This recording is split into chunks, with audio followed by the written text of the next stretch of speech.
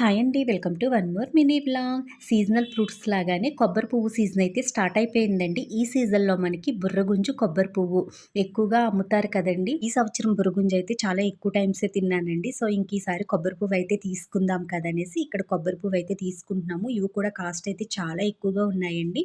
కొంచెం చిన్న కాయలైతే కనుక ఒకటి 50 రూపీస్ అంటండి. పెద్దవైతే కనుక 70 రూపీస్ చెప్పింది. 60 రూపీస్‌కి ఇస్తావా అంటే 2 తీసుకుంటే 120కి ఇస్తానండి.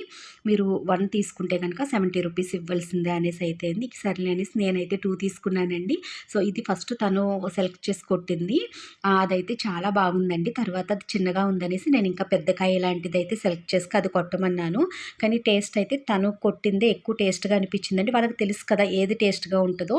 సో, పాపం తనైతే మంచిగానే సెలెక్ట్ చేసింది. నేనేనండి ఆశకు అంతులేదంటారు కదా! అలా పెద్ద కాయ అయితే సెలెక్ట్ చేశాను.